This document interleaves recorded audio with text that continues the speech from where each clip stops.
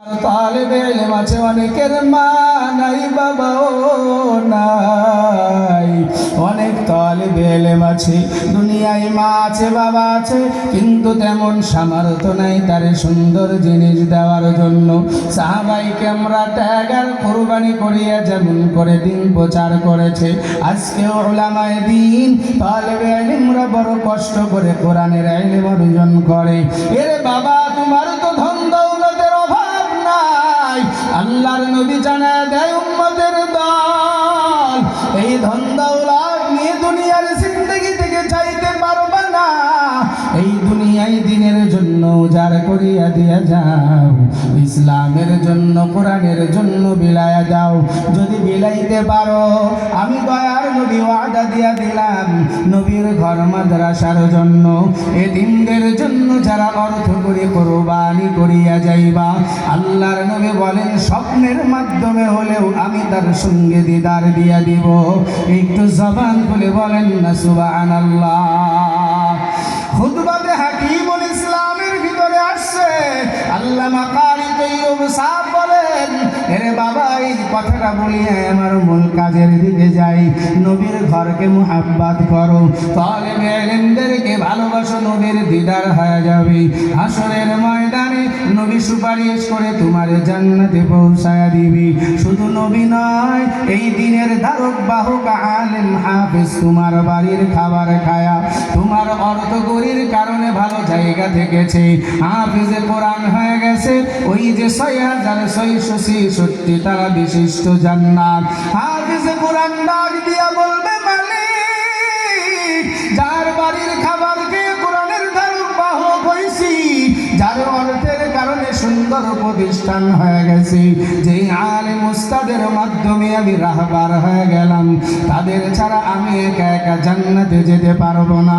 আল্লাহ ঘোষণা দিয়া বলবে ইসফাতু সাফা, ও হাফেজে কোরআন, ও আলেম দিন যাও যাও, আমি আল্লাহ তোরে সুপারিশের অনুমতি দিয়া দিলাম। ওই হাফেজে কোরআন তখন তালাশ করবে সমাজকে আমার মাথায় হাত দিয়া দোয়া করেছে, কে মাদ্রাসার জন্য ১ মণ ধান দিয়েছে, কে ৫০,০০০ ১ লক্ষ টাকা ১,০০০ ২,০০০ দিয়েছিল, তাদের অর্থের কারণে সুন্দর করে লেখাপড়া করেছি। আল্লাহর বান্দারা তালেবে ইলমদের দুআর বদৌলতে মালিক নাজাদের দ্বার প্রান্তে পৌঁছাবে। খুতবাতে হাকিমুল ইসলামের ভিতরে কারি তৈয়ব সাহেব রাহমাতুল্লাহি আলাইহি সুন্দর করে দৃষ্টান্ত দিয়া জানায় দিলেন, আশিক উম্মত নবীর ঘরকে যদি ভালোবাসতে পারো, নবীর নায়েবদেরকে যদি মুহাব্বত করতে পারো, সুলতান মাহমুদ গজনবী যেমন নিয়ত করার পর তালেবে ইলমদের মাথায় হাত বুলাইছে, একজনে ৩ সন্তানকে রাতের বেলায় তিনি কোরবানি করিয়া সন্তানটাকে বুকে জড়ায়া নিয়েছে। এর নবীর আশিক উম্মত সুলতান মাহমুদ গজনবী দুনিয়ায় বড় বুজুর্গ আল্লাহর ওলি বাদশা ছিলেন। দুনিয়ার এই জিন্দেগিতে রাতের বেলায় অর্ধেক রাত প্রজাদের খবর নিতেন, অর্ধেক রাত ইবাদত বন্দেগি করতেন। প্রজাদের খবর নিতে নিতে যায় দেখে এক তালেবে ইলম ল্যাম্পপোস্টে সরকারি লাইটের নিচে দুলে দুলে কি যেন তেলাওয়াত করতেছে। সুলতান মাহমুদ যা বলে, বাবা রাতের গহীনে সবাই ঘুমায়, তোমার চোখের ভিতরে কি ঘুম নাই? তালেবে ইলম ডাক দিয়া বলে, পথিক কে আপনি? আমি শুনেছি দুনিয়ায় মা বাবার জন্য কেউ যদি কোরআনের তেলাওয়াত করিয়া সাদকায়ে জারিয়ার হাদিয়া পাঠায়, প্রতিটা হরফে তেলাওয়াত করলে যেমন 10টা নেকি হয়, ওই মা বাবার জন্য যারা সাহায্যের হাত বাড়াবে তাদের জন্য 10টা করে নেকি মাওলা পৌঁছায়া দিবে। একটু জবান খুলে বলেন না সুবহানাল্লাহ।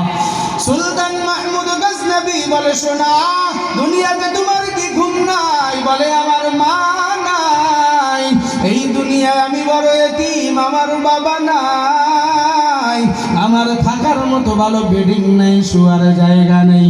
সুলতান মাহমুদ গজনবী তারে ঘুরের পিঠে করে নিয়ে গেলেন, রাজপ্রাসাদে নিয়ে তারে আরামের ব্যবস্থা করলেন, আর মনে মনে নিয়ত করে ডাক দিয়া বলে, মালিক নবী বড় এতিমদেরকে ভালোবাসিয়া গেছি, আমিও তোমার বড় খাদেম, তোমার এই বান্দাকে আমি মোহাব্বত করলাম, ওর দুনিয়ায় যা লাগবে মানুষ হওয়ার জন্য সব ব্যবস্থা করে দিব।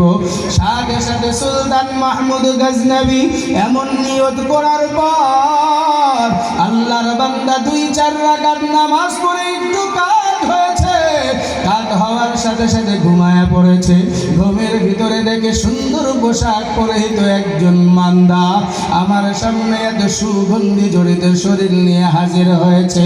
এই চেহারায় কি পূর্বে দুনিয়াতে কখনো দেখি নাই।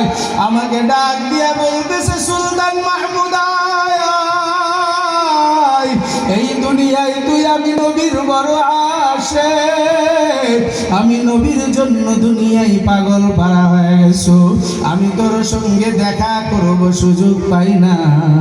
আজকে যেহেতু সুযোগ হয়ে গেছে, আমার নায়েবে নবী তালেবে ইলম বড় এতিম, ওকে তুমি আপন করিয়া কোলে উঠায় দিছো, আমি নবী আর রওজায় থাকতে পারি না।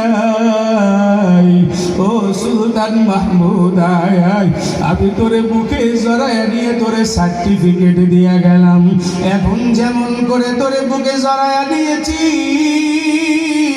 হাসরের ময়দানে তোরে তালাশ করিয়া আমি সুপারিশ করে জান্নাতে দিয়া দিব। এ নবীর আশিক উম্মতের দল, সুলতান মাহমুদ গজনবীর যখন ঘুম ভেঙে যায়, তালেবে ইলমের বুকে গিয়া কবরে চুমা দেয় আর বুকে জড়ায় নিয়ে বলে, রে সন্তান, আজকে তোর খেদমত